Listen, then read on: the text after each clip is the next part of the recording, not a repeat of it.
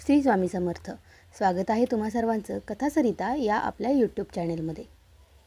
सर्वच जण स्वामींशी खूप जास्त कनेक्ट आहेत. स्वामींना आपल्या मनातील सर्व गोष्टी ह्या आपोआपच समजत असतात. पण त्या समजण्याआधी तुम्हाला स्वामींबद्दल तेवढं आदर, प्रेम आणि स्वामींच्या प्रत्येक कृतीबद्दलचा तुमचा विश्वास जास्त गरजेचा असतो. आपल्या दैनंदिन जीवनामध्ये लोकांना बऱ्याच अडचणी येत असतात. हे सोडवण्यासाठी सर्व मार्ग आपले संपलेले असतात. त्यावेळेस आपल्याला एक देव आठवतो, तो म्हणजे आपले स्वामी समर्थ. मग ह्या स्वामी समर्थांजवळ आपण जातो आणि त्यांना विनवणी करत असतो किंवा त्यांच्यासमोर साकडं घालत असतो. पण हे साकडं घालत असताना त्याबद्दलची पद्धत, त्याचे रीतिरिवाज ह्या सर्व गोष्टीही तेवढ्याच महत्त्वाच्या आहेत.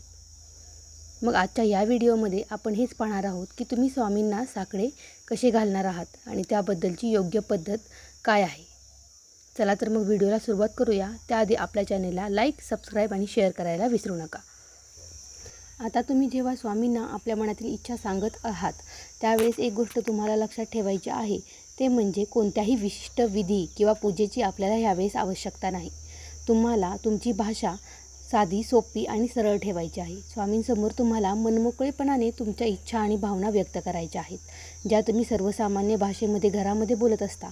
अशा पद्धतीने स्वामींशी आपल्यासमोर एखादी व्यक्ती बोलत आहे आणि त्या व्यक्तीजवळ आपण ज्या पद्धतीने भावना मोकळ्या मनाने व्यक्त करतो त्याच पद्धतीने तुम्हाला स्वामींशी बोलायचं आहे. हे बोलत असताना तुम्हाला तुमच्या शब्दांचा वापर हा स्पष्ट आणि व्यवस्थित करायचा आहे. त्यासाठी तुम्हाला कोणत्याही कवितेच्या ओळी किंवा अलंकारिक भाषेची गरजच नाही.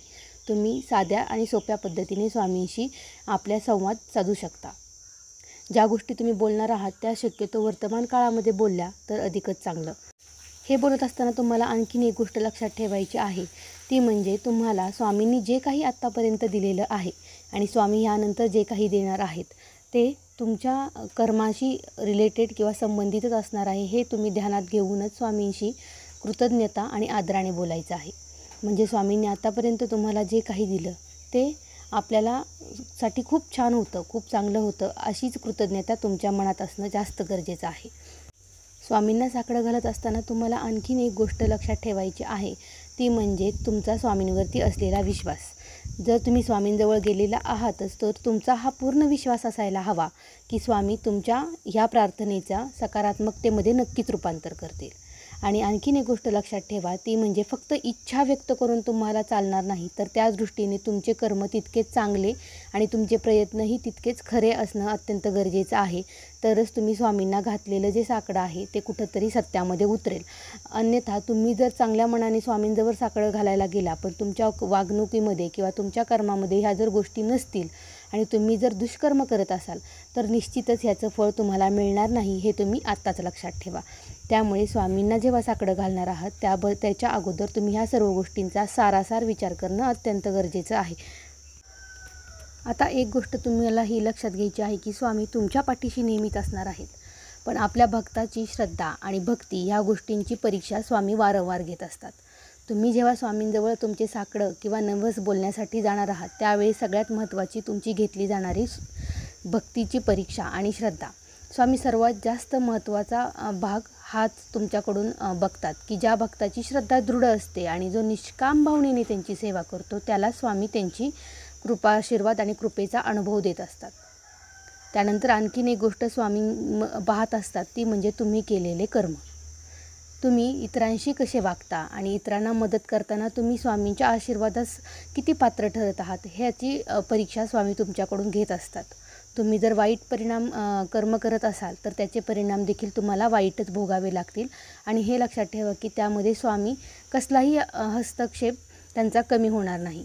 स्वामी तुमच्या वाईट कर्मांची फलप्राप्ती ही तुम्हाला वाईटच मिळेल, हे मात्र तुम्ही आत्ताच जाणून घ्या.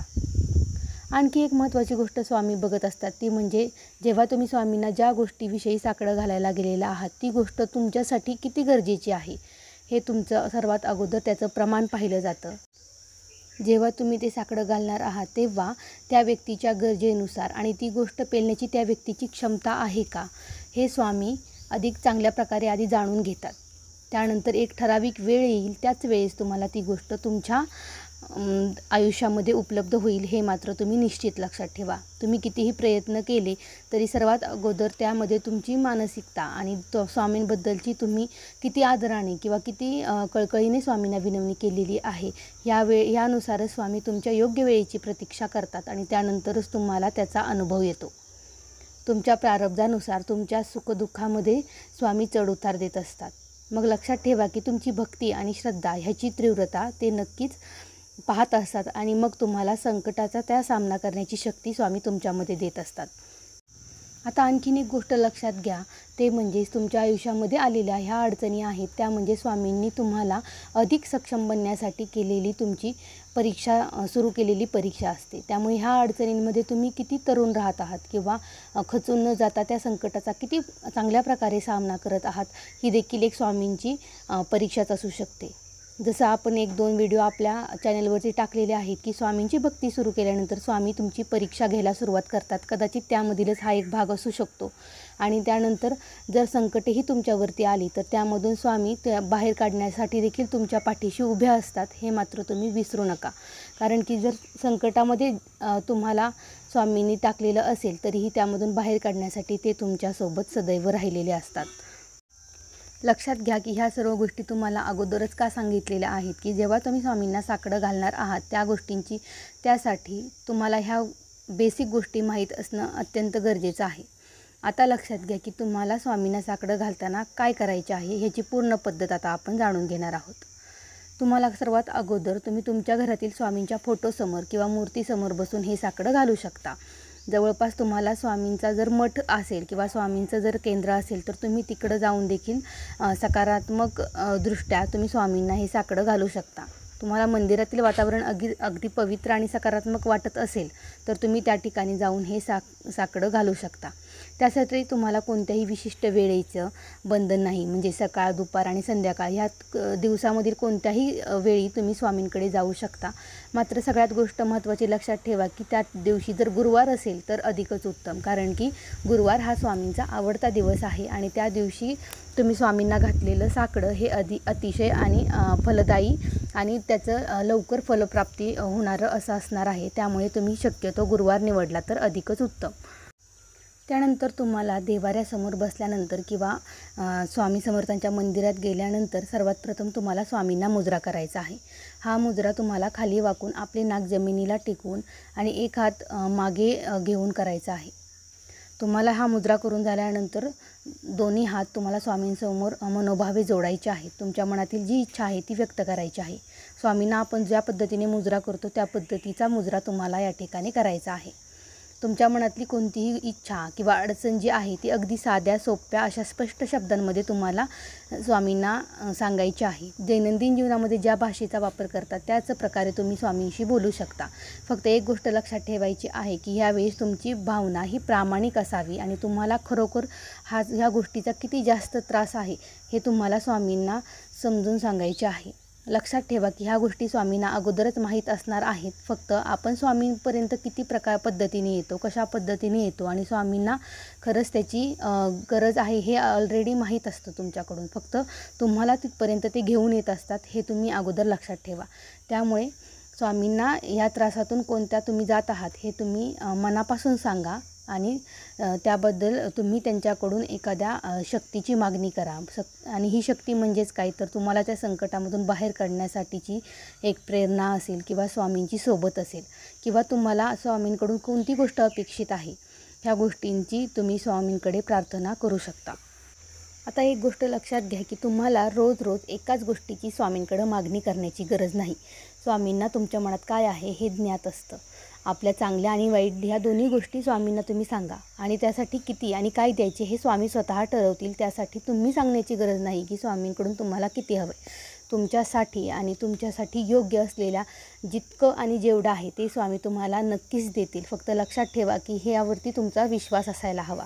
त्यानंतर महत्त्वाची म्हणजे मनापासून केलेली स्वामींची भक्ती ही स्वामींना अधिक प्रिय आहे. त्यामुळे तुमच्या सेवेमध्ये कुठेही खंड आणि व्यत्यय येता कामा नये. तुमच्यासाठी गरजेची असलेली गोष्ट तुम्हाला योग्य वेळी मिळेल हे मात्र तुम्ही ध्यानात ठेवून स्वामींची अखंड सेवा सुरू ठेवायची आहे. अगदीच ह्यानंतर जर तुमची इच्छा जर पूर्ण होणार नसेल किंवा स्वामींना घातलेलं साकडं जर पूर्ण झालं नाही असं जर तुम्हाला वाटत असेल तर एवढी एक गोष्ट ध्यानात घ्या की त्यापेक्षा नक्की चांगली काहीतरी रचना स्वामींनी तुमच्यासाठी केलेली आहे. ही गोष्ट ध्यानात ठेवून स्वामींच्या बद्दलचं प्रेम आणि स्वामींची सेवा ही तुम्हाला नित्य आणि अखंडपणे चालूच ठेवायची आहे. कारण की त्या गोष्टीपेक्षा अगदी नक्कीच आणि चांगलं आणि श्रेष्ठ असं तुमच्यासाठी बनलेलं आहे.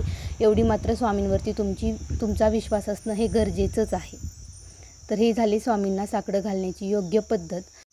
स्वामींना मनोभावे नतमस्तक होऊन स्वामींना मुजरा करून मगच तुम्ही स्वामींपुढे तुमचे साकडे मांडा. व्हिडिओ आवडला असेल तर आपल्या चॅनेलला लाईक, सबस्क्राईब आणि शेअर करायला मात्र विसरू नका. आणि काही अडचण असेल तर मला कमेंटमध्ये नक्की विचारा. श्री स्वामी समर्थ.